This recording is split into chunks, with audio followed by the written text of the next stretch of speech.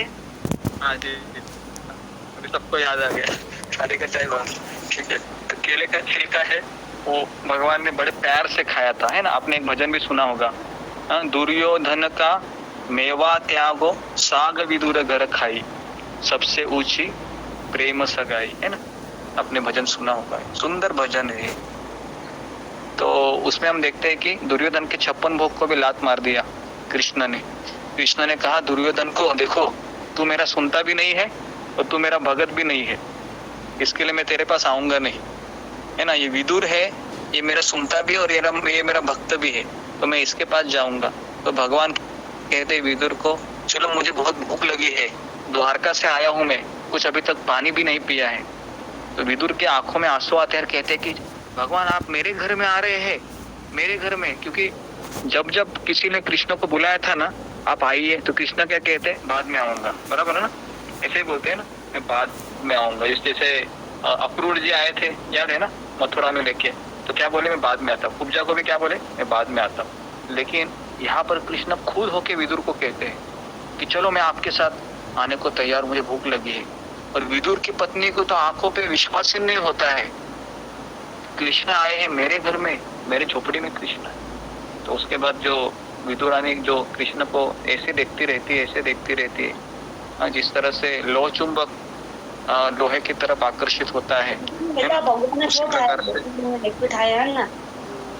सब एक जी पूजा करना ही झंझट न थे ना। गणपति सुबाने है लक्ष्मी जी, माइक को बंद कीजिए। मांगी चाहिए थी लक्ष्मी माता जी के पूजूं के न पूजूं जो खाली हिस्सा ही है। अंजलि शर्मा जी कर दे, कर दे प्लीज। चलो ओके, ध्यान दे दो जरा। हाँ, तो मैं ये बता रहा था कि विदुर रानी है, ये जैसे भगवान को देखती है तो उसकी आंखें है वो भगवान पे जमी रहती है, और उसके बाद भगवान की भी आंखें विदुर रानी के ऊपर ही जमी रहती है, और विदुर की आंखें है वह दोनों के ऊपर जमी रहती है।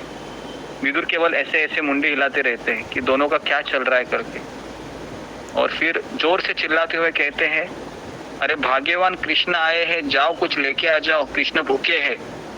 लेकिन उसकी आंखें इस तरह से देख रही है कि वह कृष्ण को छोड़ने के लिए तैयार नहीं थी। तो कृष्ण को देखते देखते ही वह किचन में जाती है, और फिर जो हाथ में मिलता है उसको लेके आती है और कृष्ण के अपने बगल में रख देती है। और कृष्ण भी क्या करते हैं, कृष्ण भी उसी को देख रहे हैं। कृष्ण ने ये नहीं देखा कि ये क्या लाई करके। और उसके बाद फिर वो विदुर रानी क्या करती है, केले का छिलका है वह बिना देखे, हाँ क्या, क्योंकि उसके आंखें तो कृष्ण पे जमी हुई है ना, वो थोड़ी ना नीचे देख रही है। तो उसके बाद फिर वह केले का छिलका है वो कृष्ण के पास देती है, और अंदर का केला है वो बगल में रख देती है।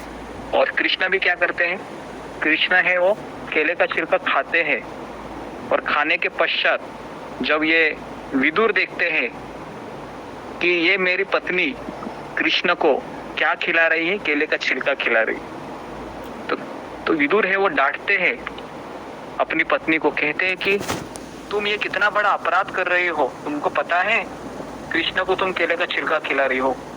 तो भगवान कृष्ण इतना सुंदर उत्तर देते हैं कि भगवान कृष्ण कहते हैं कि विदुर तुम चुप बैठो, मुझे ये केले का छिलका खाने में आज यशोदा मैया की याद आ रही है। समझ में आ रहा है, कौन व्यक्ति आज के संसार में ऐसा बोल सकता है, बताओ मुझे। केले का छिलका खाकर आप किसी को माँ की याद आती है क्या?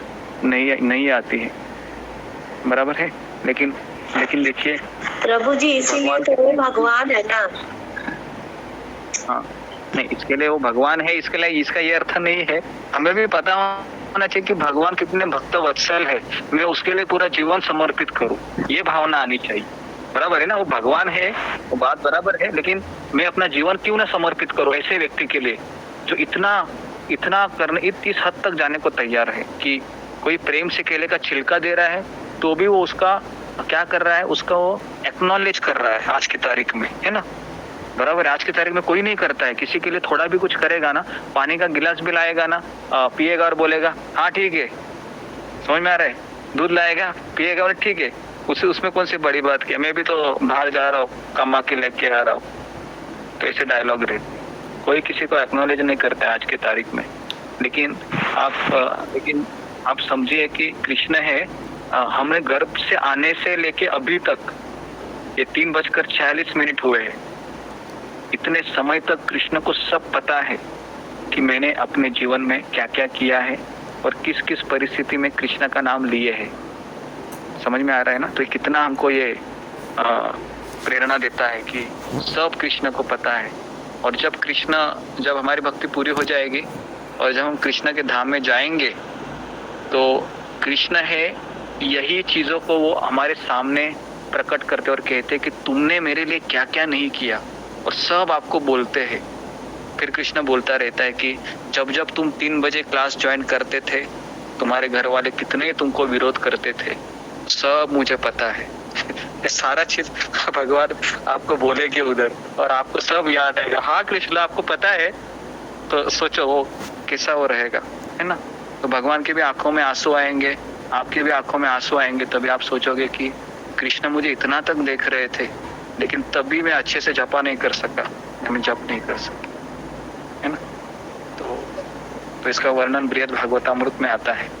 तो इसके लिए हम भगवान कृष्ण की भक्ति कर रहे हैं ना, ये बहुत बड़ा प्रिविलेज है हमारे लिए, क्योंकि संसार में कृष्ण के जैसा दयावान कोई नहीं है। इसके बाद ओके, अभी हम तात्पर्य में जाते हैं। तात्पर्य तो होगा नहीं, 10 मिनट ही है, तो ठीक है, मैं 4 बजे कंप्लीट करता हूँ। फिर हम क्वेश्चन आंसर लेते हैं बाद में। तो आज हम थोड़ा सा ज़्यादा भी क्वेश्चन ले सकते हैं, क्योंकि आज संडे है, समय है, मुझे सेवा करने के लिए नहीं जाना है। तो थोड़ा सा हम क्वेश्चन आंसर भी लेते हैं, जिनका क्वेश्चन है।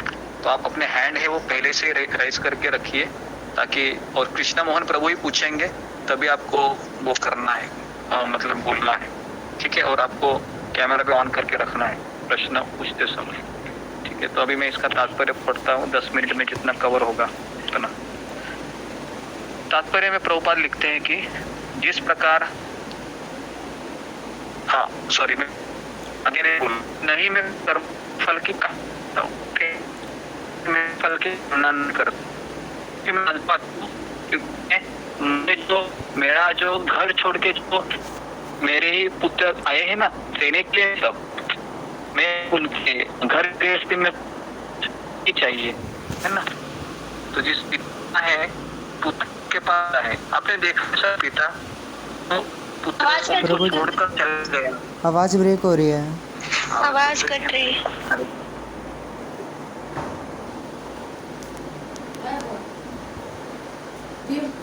दोबारा दे दो, फिर दे दो।